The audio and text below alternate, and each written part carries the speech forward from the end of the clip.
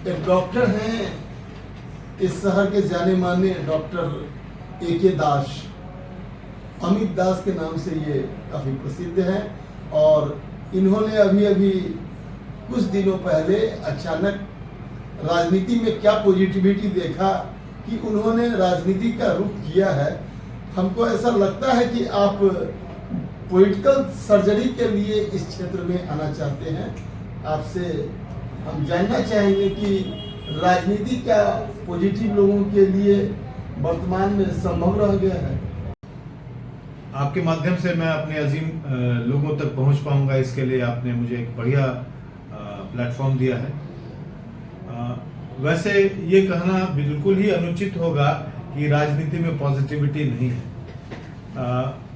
Positive और negative energy साथ साथ चलती है और ये आपको तय करना होता है कि आप पॉजिटिव एनर्जी के साथ जाना चाहते हैं कि नेगेटिव एनर्जी के साथ जाना चाहते हैं। जीवन की दिशा और समाज की दिशा पॉजिटिव की ओर तभी जाती है जब उसके साथ जो रिजल्टेंट फोर्स है वो पॉजिटिव हो। तो हमारा समाज हमेशा उत्तरोत्तर आगे बढ़ता रहा है, तो कहीं ना कहीं पॉजिटिविटी जरूर रही होगी।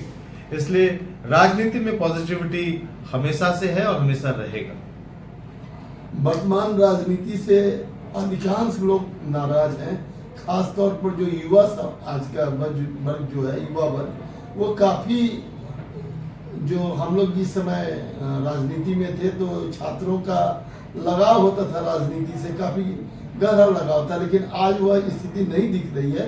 आप भी युवा से आगे निकल कर आए हैं और आप समझ रहे होइएगा कि जो वर्तमान राजनीति है उसको लेकर जो नाराजगी है उसका क्या कारण है। राजनीति जन भावनाओं का खेल होता है और अगर राजनीति जन भावनाओं को परिलक्षित नहीं करता, उनकी बातों को आगे नहीं ले जाता, तो लोग उसके प्रति उदासीन हो जाते हैं। अब अगर पिछले कुछ वर्षों से या कुछ दशकों से देखेंगे तो राजनीति जो है वो कहीं प्रेरणा से हटकर अन्य मुद्दों पर चली गई है, जैसे कि जात पात, ऊंच नीच, धर्म, पैसा। तो ये सब चीज़ें जो है वो युवा वर्ग को कभी प्रेरित कर ही नहीं सकती। युवाओं की समस्या, युवाओं के लिए किया गया काम ही राजनीति को प्रेरणा दे सकती है। तो कहीं ना कहीं हमारी राजनीति जो है ये युवाओं को अलग करके देखा जाने लगा है। बहुत ज़्यादा दिन नहीं हुए जब हमने लोगों को बताया था कि जो पिछला सेंसस हुआ था उसमें बिहार जो है वो सबसे युवा राज्य है, यानी कि वह राज्य जहां सबसे ज़्यादा परसेंटेज में युवा लोग रहते हैं। तो जो युवा राज्य है, जहां पे सबसे ज़्यादा लोग युवा रहते हैं, तो उनकी आकांक्षाओं, उनकी अपेक्षाओं की अगर बात राजनीति नहीं करेगी तो राजनीति में उनकी दिलचस्पी युवाओं की कैसे होगी। इसलिए राजनीति को एक बार सर्जरी बोलिए, ओवरऑलिंग बोलिए, रीलुक बोलिए, रीथॉट बोलिए, उसकी सख्त आवश्यकता है। आप डॉक्टर हैं और एक ऐसे डॉक्टर हैं जिनको हमको लगता है कि इतनी व्यस्तता होती है जिंदगी में कि वो इस तरफ ध्यान दे रहे हैं। तो हमको आज़ादी के समय का वह दिन समय याद करना पड़ रहा है जब बंगाल के मुख्यमंत्री डॉक्टर B.C. राय थे। क्या आपके मन में ऐसा क्या भावना आई जिससे आप अचानक चुनावी राजनीति की तरफ मुखातिब हुए हैं? वैसे सामाजिक सरोकार आपका पहले से रहा है, आपका बिंदास व्यक्तित्व रहा है, आप कल्चरली भी बहुत इस शहर से कनेक्ट रहे हैं, तो राजनीति से अचानक कनेक्ट होने का क्या कारण? देखिए, ये बिल्कुल ही व्यक्तिगत मामला होता है कि आप अपने जीवन को किस दिशा और दशा में ले जाना चाहते हैं। जब आप डॉक्टर होते हैं तो आप समाज के बीमार लोगों का इलाज करते हैं, समाज की बीमारी का इलाज नहीं करते हैं। परंतु जब आप एक संजीदा डॉक्टर होते हैं, एक सेंसिटिव इंसान होते हैं, तो आपको हर बार हर मरीज में वो दिखता है कि इसकी बीमारी का मुख्य वजह क्या है।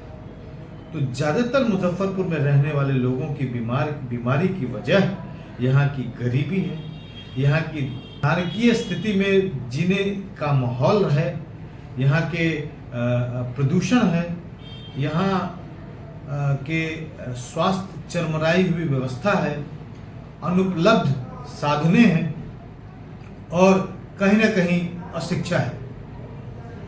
तो अगर आप संजीदा हैं और आप डॉक्टर हैं तो आपको हर बार घुटन महसूस होगी, बेचैनी महसूस होगी कि मैं तो बीमार का इलाज कर पा रहा हूं पर बीमारी का नहीं। अगर आपके पास कोई ऐसी जादू की छड़ी होती जिस जादू की छड़ी से आप बीमार के साथ साथ बीमारी की भी इलाज का भी इलाज कर सकते, तो वो जादू की छड़ी संजीदा लोगों के पास होनी चाहिए।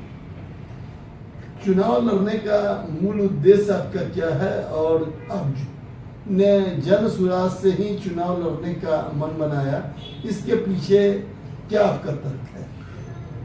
नहीं, ये कोई तर्क और वितर्क की बात नहीं है, ये भावना की बात है। मैंने कुछ दिन पहले अपनी एक HIV एड्स की स्टोरी शेयर की थी लोगों के बीच में। मैं बस ब्रीफ में बताऊंगा, प्रभात जी आप भी उस जर्नी में आप भी साथ रहे। 2006 में जब मैं इस मेडिकल कॉलेज में पोस्टिंग मेरी हुई HIV एड्स में, तो मैं बहुत युवा था, ऑलमोस्ट 20 साल पहले की बात है।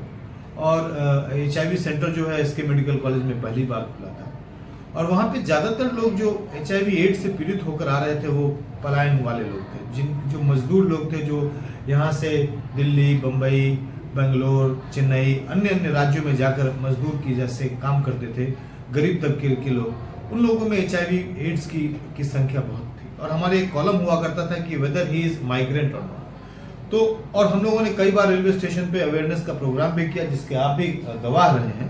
तो वहाँ हम लोगों को संजीदा होने के नाते मुझे ये एहसास हुआ कि हमारे यहाँ इतना पलायन क्यों है। ये लोग पैसे कमाने के लिए लोग बाहर जा रहे हैं पर वहाँ से पैसा तो कम ला रहे हैं, बीमारी बड़ा ला रहे हैं। और बिहार जैसे सात्विक जैसे जगह में आप HIV एड्स जैसी बीमारी ला रहे हैं, पूरा परिवार उससे समाप्त हो रहा है। तो कहीं ना कहीं ये बीमारी जो है वो सामाजिक, आर्थिक और राजनीतिक है। तो जन्म तो उसी समय हो गया। भावनाएं जो हैं समाज को समझने की और समाज को अगर ठीक नहीं करने की अकलाहट तो उसी समय हो गई। और इस क्रम में ये बात तो दिल के अंदर सालता रहता है, लोग आते हैं जाते हैं, लेकिन इस क्रम में जब मेरी मुलाकात प्रशांत किशोर जी से हुई तो जब उनकी बातें मैंने सुनी, जब उन्होंने पलायन के बारे में बहुत विस्तार से बताया तो मुझे लगा कि अरे ये तो व्यक्ति बिहार की मुख्य समस्या को जानता है। और उन्होंने शिक्षा की बात करनी शुरू की, उन्होंने हमारे बच्चों की भविष्य की बात करनी शुरू की। तो जो हमारी मिट्टी की बात कर रहा है, जो हमारी मूलभूत समस्याओं की बात कर रहा है, जो जाति धर्म की बात नहीं करता, वो अगली पिछड़ी की बात नहीं करता, जो पलायन जैसे गंभीर मुद्दे को राजनीति के पटल पे ला रहा है, वो व्यक्ति बहुत संजीदा है। वो व्यक्ति को मेरे जैसा ही शायद वो व्यक्ति है जो यहाँ की समस्याओं से बेचैन है, उसको ठीक करने की कोशिश कर रहा है। तो जब ऐसा बड़ा इंसान इतनी बड़ी अचीवमेंट्स के बाद भी बिहार की मिट्टी में गांव-गांव घूम रहा है, धूल फांक रहा है, तो उससे जुड़ने का, एक आत्मीय संबंध बनने का ये एक प्रमुख जरिया रहा। प्रशांत जी से मैं कोई राजनीति के कारण नहीं जुड़ा, प्रशांत जी से भावनाओं के कारण जुड़ा। और प्रशांत जी धीरे धीरे राजनीतिक पार्टी उन्होंने बनाई। 2 अक्टूबर 2024 को उन्होंने एक पार्टी बनाई और हम उस पार्टी के संस्थापक सदस्यों में थे। मुझे लगा कि नहीं, इस पार्टी की मदद करनी चाहिए, इस पार्टी के साथ जुड़ना चाहिए, इसको मजबूती देनी चाहिए। अगर मैं अपने मिट्टी के कॉल को, अपने मिट्टी के लिए अगर मैं थोड़ा सा भी मेहनत इस बिहार के लिए, इस बिहार के दशा और दिशा को सुधार करने के लिए जरा सा भी मेरे पास ताकत है, जरा सा भी मेरे पास शक्ति है, तो मैं अपना शक्ति प्रशांत जी को देने के लिए तैयार था। तो ये जर्नी भावनाओं से शुरू हुई और ये जर्नी आज तक भी भावनाओं से ही जुड़ी हुई है। राजनीति तो बस उसका एक छोटा अंश मात्र है। अगर आपको महागठबंधन या अगर NDA से कोई ऑफर मिलता है तो आप क्या, जो अभी जो वर्तमान राजनीति में जिस तरह से लोग जुड़ने के बाद उनका कपड़ा बदल जाता है, चेहरा बदल जाता है, नजरिया बदल जाता है। क्या आपके साथ भी ऐसा संभव है? मैंने प्रभात जी बहुत विस्तार से बताया कि मैं कोई राजनीतिक व्यक्ति नहीं हूँ, न ही मेरी राजनीतिक महत्वाकांक्षा है। ये भावना है अपने देश की सेवा के लिए, अपनी मिट्टी, अपने बिहार राज्य की सेवा के लिए। और जन स्वराज मुझे वो प्लेटफॉर्म दिखता है जिसके द्वारा मैं अपनी मिट्टी की सेवा कर सकता हूँ, अपनी समस्याओं को कम से कम राजनीतिक पटल पर रख सकता हूँ। ये कतई संभव नहीं है कि मैं जन स्वराज का दामन छोड़ूं। अगर मैं राजनीति में रहूंगा तो जन स्वराज के साथ ही रहूंगा, जन स्वराज का सिपाही बनकर रहूंगा। जैसा जन स्वराज पार्टी मुझे निर्देश देगी मैं वैसा काम करूंगा। अन्य पार्टियों में मैं अपना स्थान नहीं देखता। एक बात आपसे ये करना चाहेंगे कि आपका जो युवा काल था, लगभग 35 साल का जो पिछला बीता है, उसमें एक 15 साल का भी कार्यकाल था और एक 20 साल का भी कार्यकाल है।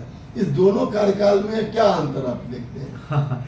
ये व्यक्ति के विकास का समय होता है। शुरुआत के 15 वर्ष जो है, जब वो शिक्षा का ग्रहण कर रहा होता है और अध्यात्म और वो कर्म की पाठशाला में पढ़ रहा होता है, तो वो उसका व्यक्तित्व का विकास होता है, उसकी जुड़ाव होती है, उसकी आत्मीयता भावनाएं जुड़ती हैं, लोगों से जुड़ती हैं, समस्याओं से जुड़ती हैं। तो यह व्यक्तित्व का विकास शुरुआत के 15 साल था।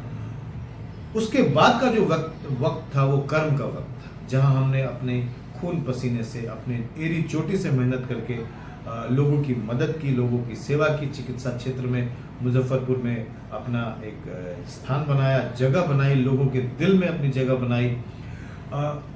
हो भी सकता है कि किसी को मेरे से तकलीफ भी हो, मेरे बात विचार व्यवहार से तकलीफ हो गई हो, लेकिन मैं उनको अभी भी उनसे माफ़ी मांगता हूँ। लेकिन मेरी कभी कोई मंशा किसी भी इंसान को दुख पहुंचाने की कभी नहीं रही। मेरा हमेशा से मानना रहा कि इंसान का जो मुख्य मकसद जो जीवन का है वो है दूसरे को खुशी पहुंचाना है, उसकी तकलीफ को दूर करना है। तो मैं उसी मकसद से, उसी व्यू से जीवन को देखता हूं और कर्म में विश्वास करता हूं। देखिए, हम कोई 2 दशक से आपके साथ जुड़े हुए हैं और आपका शुरुआती 5 साल का बहुत संघर्ष का समय भी मैंने देखा है, जब आप SKMCH में थे और एड्स की जो अभी चर्चा आप कर रहे थे, उसके बाद आपने एक छोटा सा क्लिनिक से यहाँ तक की यात्रा की। कहीं ना कहीं हमें एक छोटा सा, बहुत सारे पत्रकार आपके पास होंगे, बहुत सारे लोग भी होंगे, लेकिन एक तटस्थ दर्शक की तरह मैंने देखा है। आप अपनी यात्रा को किस तरफ ले जाना चाहते हैं? कर्म ही मेरी यात्रा का चरनी है। मैं काम करता रहूँगा, लोगों की सेवा करता रहूँगा।